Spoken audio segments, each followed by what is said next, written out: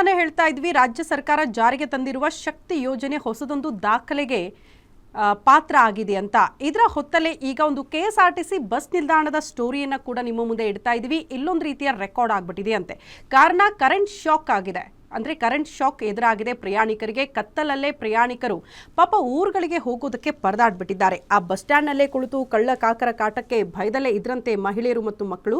ಕಳೆದ 2 ದಿನಗಳಿಂದ ಕತ್ತಲಮಯ ಆಗ್ಬಿಟ್ಟಿತ್ತು ಹಾವೇರಿ ಕೇಂದ್ರೀಯ ಬಸ್ ಸ್ಟ್ಯಾಂಡ್. ಫೀಸ್ ಹೋಗಿರುವ ಕಾರಣ ನಿಲ್ದಾಣದಲ್ಲಿ ಬಂದ್ ಆಗ್ಬಿಟ್ಟಿತ್ತಂತೆ ವಿದ್ಯುತ್. ಇತ್ತ ಕರೆಂಟು ಇಲ್ಲ, ಬಸ್ಗಳು ಇಲ್ಲ, ಜೊತೆಗೆ ಮೊಬೈಲ್ ಚಾರ್ಜ್ ಕೂಡ ಇಲ್ಲದೆ ಪ್ರಯಾಣಿಕರು ಒದ್ದಾಡ್ಬಿಟ್ಟಿದ್ದಾರೆ. ಬಸ್ ನಿಲ್ದಾಣದಲ್ಲಿ ಹಲವು ಕಡೆ ಬೆಂಕಿ ಹಾಕಿಕೊಂಡು ತಾವೇ ಬೆಳಕು ಮಾಡ್ಕೊಂಡಿದ್ದಾರಂತೆ. ಜನ ಪಾಪ ಕತ್ಲಲ್ಲಿ ಹೋಗೋಕ್ಕಾಗಲ್ಲ ಅನ್ನೋ ಕಾರಣಕ್ಕೆ ಅಧಿಕಾರಿಗಳ ದಿವ್ಯ ನಿರ್ಲಕ್ಷ್ಯಕ್ಕೆ ಚೀಮಾರಿ ಹಾಕ್ಬಿಟ್ಟಿದ್ದಾರಂತೆ ಪ್ರಯಾಣಿಕರು. ಕತ್ಲಲ್ಲಿ ಏನಾದರೂ ತೊಂದರೆ ಆಗ್ಬಿಟ್ರೆ ಯಾರು ಜವಾಬ್ದಾರರು ಅಂತ ಪ್ರಯಾಣಿಕರು ಪ್ರಶ್ನೆ ಕೂಡ ಮಾಡಿದ್ದಾರೆ. CCTV ಕೂಡ ಬಂದ್ ಆಗಿರುವ ಹಿನ್ನೆಲೆ ಕಳ್ಳರ ಕಾಟಕ್ಕೆ ಆತಂಕಗೊಂಡು ಪ್ಯಾಸೆಂಜರ್ ಮಾಂಗಲ್ಯ ಸರ ಮತ್ತು ವಸ್ತುಗಳನ್ನು ಕಾಪಾಡಿಕೊಳ್ಳೋದಕ್ಕೆ ಕಣ್ಣಿಗೆ ನಿದ್ದೆ ಇಲ್ಲದೆ ಕತ್ತಲಲ್ಲೇ ಮಹಿಳೆಯರು ಕುಳಿತು ಕಾಲ ಕಳೆದಿದ್ದಾರೆ ಅನ್ನೋದ್ರ ಬಗ್ಗೆ ಮಾಹಿತಿ ಇದೆ. ಹಾಗಾದ್ರೆ ಇಲ್ಲಿ ಯಾವ ರೀತಿ ಅವ್ಯವಸ್ಥೆ ಮನೆ ಮಾಡಿತ್ತು ಅನ್ನೋದ್ರ ಕುರಿತು ನಮ್ಮ ಪ್ರತಿನಿಧಿ ಒಂದು ಪ್ರತ್ಯಕ್ಷ ವರದಿ ಕೊಟ್ಟಿದ್ದಾರೆ, ನೋಡ್ಕೊಂಡು ಬರೋಣ. ಹಾವೇರಿಯ ಹೃದಯ ಭಾಗ ಆಗಿರುವಂತಹ ಕೇಂದ್ರೀಯ ಬಸ್ ನಿಲ್ದಾಣ ಕಳೆದ 2 ದಿನಗಳಿಂದ ಯಾವುದೇ ವಿದ್ಯುತ್ ಸಂಪರ್ಕ ಇಲ್ಲದೆ ಕತ್ತಲಮಯವಾಗಿದೆ ಅನ್ನುವಂಥದ್ದು ಈಗ ಜಗಜ್ಜಾಹೀರಾಗಿರುವಂಥದ್ದು. ಗ್ಯಾರಂಟಿ ನ್ಯೂಸ್ನ ಈ ಕ್ಯಾಮ್ರಾದಲ್ಲೂ ಕೂಡ ಈಗ ನಾನು ತೋರಿಸ್ತಾ ಹೋಗ್ತೇನೆ. ಸದ್ಯ ನಾನು ಹಾವೇರಿ ನಗರದಲ್ಲಿರುವಂತಹ ಒಂದು ಬಸ್ ನಿಲ್ದಾಣದಲ್ಲಿ ನಾನಿದ್ದೇನೆ. ನೀವು ಇಲ್ಲೇನು ದೃಶ್ಯಾವಳಿಯಲ್ಲಿ ಕೂಡ ನೋಡ್ತಾ ಇದ್ದೀರಿ.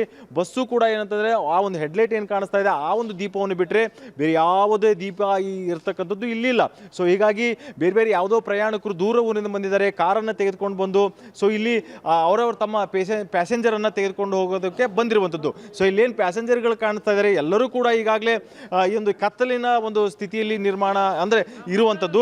ಸೊ ಇಲ್ಲಿ ಅವು ಒಂದು ಬೆಳಕನ್ನು ಕೂಡ ಅಂದರೆ ಏನೋ ಒಂದು ಬೆಂಕಿಯನ್ನು ಹಾಕಿಕೊಂಡು ಇಲ್ಲಿರುವಂಥ ಸೊಳ್ಳೆಗಳಿಂದ ತಪ್ಪಿಸ್ಕೊಳ್ಳೋದಕ್ಕೆ, ಜೊತೆಗೆ ಒಂದು ಭಯದ ಒಂದು ವಾತಾವರಣದಿಂದ ಮುಕ್ತ ಆಗಲಿಕ್ಕೆ ಈ ರೀತಿಯಾಗಿರ್ತಕ್ಕಂಥ ಬೆಳಕನ್ನು ತಾವೇ ಈಗಾಗಲೇ ನಿರ್ಮಾಣ ಮಾಡ್ತಾ ಇರುವಂಥದ್ದು. ಸೊ ಹೀಗಾಗಿ ಈ ಒಂದು ಕತ್ತಲಿನಲ್ಲಿ ಹಗಲಿನಲ್ಲಿಯೇ ಅನೇಕ ಒಂದು ಅನಾಹುತಗಳು, ಕ್ರೈಮ್ಗಳು ನಡೀತಾ ಇರ್ತವೆ. ಸೊ ಹಾಗಾದರೆ ಈ ಒಂದು ಕತ್ತಲದ ಸಂದರ್ಭದಲ್ಲಿ ಕಳ್ಳ ಕಾಕರಿಗೆ ಇದೊಂದು ಎನ್ಕ್ಯಾಶ್ ಮಾಡಿಕೊಳ್ಳೋದಕ್ಕೆ ಒಳ್ಳೆ ಸಮಯ ಅಂತಲೇ ಹೇಳ್ಬೋದು. ಆದರೆ ಜಿಲ್ಲಾಡಳಿತ ಮಾತ್ರ ಮತ್ತು ಜೊತೆಗೆ ಇಲ್ಲಿರುವಂತಹ ನಗರಸಭೆಯ ಒಂದು ಆಡಳಿತ ಕೂಡ ಏನಂತಂದರೆ ಸಂಪೂರ್ಣವಾಗಿ ಒಂದು ಬೇಜವಾಬ್ದಾರಿಯನ್ನು ಮಾಡಿದ್ದಾರೆ ಅನ್ನೋದನ್ನು ಎದ್ದು ಕಾಣಿಸ್ತಾ ಇದೆ. ಇಲ್ಲಿ ಮಹಿಳಾ ಪ್ರಯಾಣಿಕರು ಕೂಡ ಇದ್ದಾರೆ. ಅವ್ರು ನಾನು ಕೇಳ್ತಾ ಹೋಗ್ತೀನಿ ಎಷ್ಟು ಸಮಸ್ಯೆ ಆಗಿದೆ ಅಂತಂದು. ಅಮ್ಮ, ತಾವು ಎಲ್ಲಿಂದ ಬಂದಿದ್ದೀರಿ? ಸೊ ಈ ಒಂದು ದೃಶ್ಯ ನೋಡಿದಾಗ ಏನು ಅನಿಸ್ತಮ್ಮ ನಿಮಗೆ?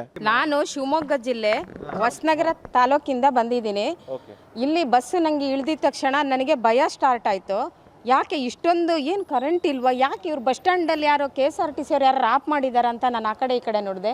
ಆಮೇಲೆ ನೀವು ಇಲ್ಲಿ ಇತ್ತಿರೋದು ನೋಡಿದೆ. ಆದರೆ ಇಷ್ಟೊಂದು ಈ ಥರ ಬೇಜವಾಬ್ದಾರಿ ಇದೆ.